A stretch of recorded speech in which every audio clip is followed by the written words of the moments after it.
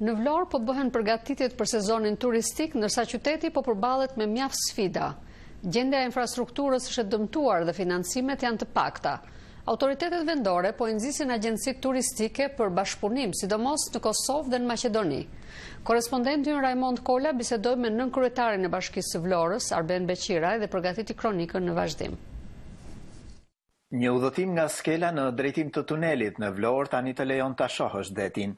Strukturat e betonit që u shkatruan nga ndërtimorët janë hequr dhe shëtitoria është gati për të nisur një investim që kërkon miliona dollar financime. Drejtuesit e Bashkisë së Vlorës thonë se pas konkurimit të projektit dhe shpalljes së fituesit, tani po përgatiten planet e zbatimit.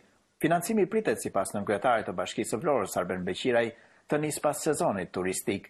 Kurimet e peizazheve të dëmtuara do të duan ndërkaq kohë në këtë zonë.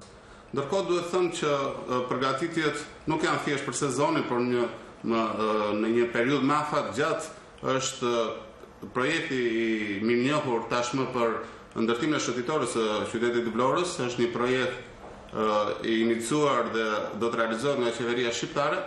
Tashmë, siç dihet, është shpallur subjekti fitues, që është një studio belge dhe në bashkëpunim me një studio shqiptare. Aktualisht janë në fazën e ndërtimit të projekt zbatimit, i cili shpresojmë që të fillojë të realizohet nga muaji shtator në vazhdim.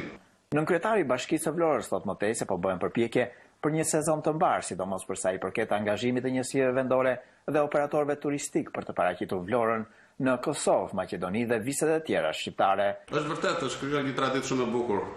Vlora është një pikë atraksioni turistik veçanërisht për shqiptarët e gjithë viseve ku jetojnë shqiptarët, si në Kosovë, Maqedoni, Mardzi, po pse jo dhe në vendet tjera të Europës. Por ndihet shumë fluksi i tyre, madje ka filluar tashmë fluksi i vizitorëve, i studentëve, i nxënësve, i organizimeve të mëdha që vinë nga vendet rreth Shqipërisë, pra nga Kosova, nga Maqedonia dhe Malizi, dhe ne vëmë re për ditë, si thua, në ambientet, në rrugët e qytetit, në ambientet që janë të vizitueshme, kryesisht që kanë ata atraksionin turistik dhe historik veçanërisht. Zoti Beqiraj thot më tej se po synot që pasuritë kulturore dhe natyrore të qytetit të përcillen veçanërisht edhe në Italinë fqinje, duke bashkëpunuar me rrethet universitare. Në sajt të këmbimeve me Italinë, Vlora ka pasur gjithmonë një gjallëri aktivitetesh si kulturore dhe tregtare. Shumë e veçantë do të jetë vizita së shpejti një grupi shumë të madh pedagogësh italian nga disa universitete të Italisë, të cilët vizita e cilëve është e veçantë për faktin që ata vinë me varka me vela dhe jo me mjetet të transportit, si thua, tashmë tradicional, dhe kjo vizitë do të ketë dy pika kryesore orientimi, si në aspektin turistik, pra njëjës së tyre me vlerat historike turistike të qytetit dhe jo vetëm, por edhe me gjerë të zonës, por mbi të gjitha edhe të mundësive të bashkëpunimit në fushën e arsimit. Por qyteti duket se përballet me sfidat e infrastrukturës së dëmtuar, të cilat kërkojnë financime. Bashkia duket në vështirësi financiare për të mbështetur këto investime me fondet e saj. Edhe një investim në përmirësim në infrastrukturës rrugore në qendër të qytetit po ecën ngadalë dhe ka krijuar vështirësi për lëvizjen e mjeteve në bulevardin Skel, sheshi Flamurit.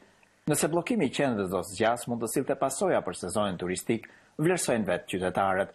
Në traditën e qytetit, hapja e sezonit është në muajin maj dhe ndonse ky vit reflekton krizën ekonomike, qytetarët e Vlorës janë optimistë se pushuesit do të pëlqejnë bukuritë natyrore për të kaluar pushimet. Në mbasdite në bulevardin përpara Muzeut të Pavarësisë, qytetarët vlonjat kanë mundësi të shijojnë ecje në këmbë dhe pa trafik, duke shpresuar se kjo sipërfaqe shumë shpejt do të zgjatet drejt bregut të detit. Për Zërin e Amerikës nga Vlora, Raimond Kola.